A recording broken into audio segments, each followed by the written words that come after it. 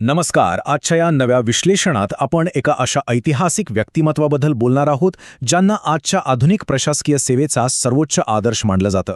19व्या शतकातले राजे असूनही आजच्या प्रशासनासाठी आणि अधिकाऱ्यांसाठी तेच ब्लूप्रिंट किंवा पायाभूत आराखडा का आहेत हे आपण आज उलगडून बघणार आहोत.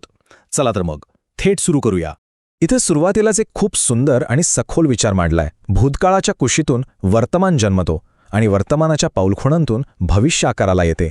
म्हणजे बघा, आपला आज हा कालचाच अंश आहे ना. त्यामुळे भविष्यातील नेतृत्वाची योग्य दिशा शोधायची असेल तर इतिहासातील ह्या महापुरुषांचा अभ्यास करण्याशिवाय दुसरा उत्तम मार्ग नाही. हेच नेते आपल्याला भविष्यात दीपस्तंभासारखं मार्गदर्शन करत असतात. या विश्लेषणाची व्याप्ती समजून घेण्यासाठी आपण हे संपूर्ण कार्य 5 प्रमुख भागांत विभागले. प्रशासकांचा आदर्श, उपेक्षितांचे कैवारी, प्रस्थापित रूढींना आव्हान, कोल्हापूर शहराचा कायापालट आणि शेवटी त्यांचा 28 वर्षांचा वारसा. तर भाग 1, भावी अधिकाऱ्यांसाठी प्रशासकांचा आदर्श. आता साहजिकच एक प्रश्न पडतो की UPSC आणि MPSCच्या परीक्षांमध्ये शाहू महाराजांवर एवढे प्रश्न का विचारले जातात. याचं अगदी सोपं उत्तर म्हणजे पदावर बसल्यानंतर सत्तेचा वापर सामान्य माणसाच्या कल्याणासाठी कसा करायचा याचं ते एक परफेक्ट केस स्टडी आहेत. कुठल्याही दबावाला बळी न पडता किंवा कोणाच्याही हातचं बावलं न बनता निर्भयपणे तळागाळातील लोकांसाठी प्रशासकीय ताकद कशी वापरायची हे त्यांनी प्रत्यक्ष कृतीतून दाखवून दिलंय. त्यांचा जीवनक्रम बघितला ना तर आपण थक्क होतो.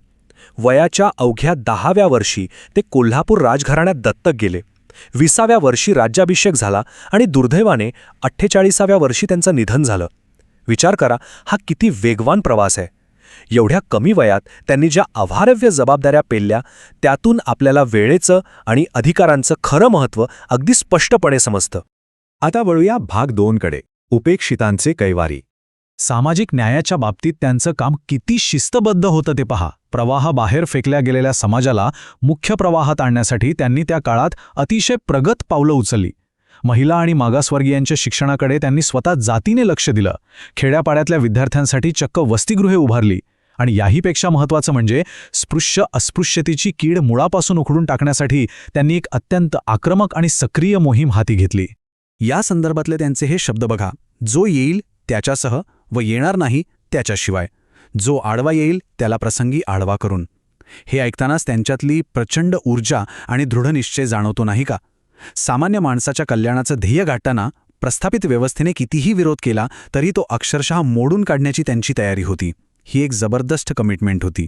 यानंतर येतो भाग 3, रूढींना आव्हान आणि मक्तेदारीला थेट विरोध. आता वेदोक्त प्रकरणाचा संदर्भ इथं खूप महत्त्वाचा ठरतो. पंचगंगेच्या घाटावर घडलेला तो प्रसंग एक ऐतिहासिक टर्निंग पॉइंट होता. त्यांनी फक्त धार्मिक विषमतेवर टीका केली नाही, तर त्यापुढं जाऊन धर्माच्या तथाकथित मक्तेदारांना त्यांची जागा दाखवून दिली. त्यांनी थेट एक समांतर मराठा पीठ स्थापन करण्याचं धाडल दाखवलं. समाजाच्या सर्वोच्च स्तरावर जाऊन समानतेसाठी भिडण्याची त्यांची ही हिंमत खरोखरच कौतुकास्पद आहे. प्रशासनावर त्यांची किती घट्ट पकड होती याचं हे उत्तम उदाहरण आहे. त्यांनी एका बाजूला भ्रष्ट आणि कामचुकार अधिकाऱ्यांना प्रशासनातून अक्षरशः बाहेरचा रस्ता दाखवला, तर दुसऱ्या बाजूला मागासवर्गीयांसाठी आरक्षणाची मुहूर्तमेढ रोवून व्यवस्थेचा समतोल साधला. कर्तव्यदक्ष आणि गुणवान लोकांना संधी कशी द्यायची आणि प्रशासनाचा बॅलन्स कसा ठेवायचा हे प्रशासकीय कौशल्य खरोखरच लाजवाब होतं. आता आपण पाहूया भाग 4, कोल्हापूर शहराचा कायापालट. एका राज्याला आधुनिक कसं बनवायचं याचा हा जणू मास्टर क्लास आहे. अर्थव्यवस्थेचा विचार केला तर त्यांनी गुळाची मोठी बाजारपेठ आणि स्वदेशी उद्योगांची पायाभरणी करून राज्याचं उत्पन्न वाढवलं. पायाभूत सुविधांमध्ये चक्क कोल्हापुरात रेल्वे आणली आणि शेतीसाठी जलसिंचनाच्या नवनवीन योजना राबवल्या. एवढंच नाही तर सांस्कृतिकदृष्ट्या कोल्हापूरला कुस्तीगिरांचं जागतिक केंद्र, कलावंतांचा आश्रय आणि चित्रनगरी बनवून टाकलं. हा असा अष्टपैलू विकास खरोखरच थक्क करणारा आहे. आणि आता शेवटचा भाग 5, त्यांचा तो 28 वर्षांचा वारसा. राजर्षी शाहू महाराजांची राजकीय कारकीर्द मोजून अवघ्या 28 वर्षांची होती. होय, फक्त 28 वर्ष.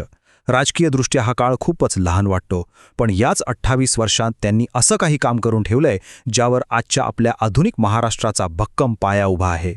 आणि याच त्यांच्या अफाट, अचंबित करणाऱ्या कामगिरीमुळेच त्यांचा जन्मदिवस म्हणजे 26 जून हा दिवस केवळ कोल्हापूर किंवा महाराष्ट्रातच नाही तर संपूर्ण भारतभर सामाजिक न्याय दिन म्हणून मोठ्या अभिमानाने साजरा केला जातो. आज 6 मे राजर्षी शाहू महाराजांचा स्मृतिदिन. आज त्यांच्या निधनाला 90हून अधिक वर्षे उलटून गेली आहेत.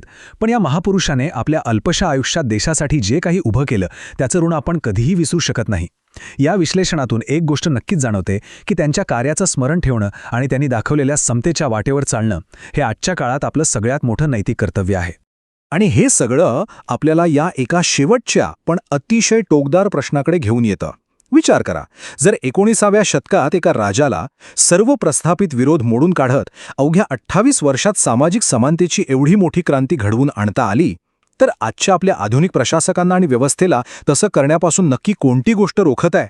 या विचार करायला लावणाऱ्या प्रश्नासोबतच आपण हे आजचं विश्लेषण इथेच थांबूया.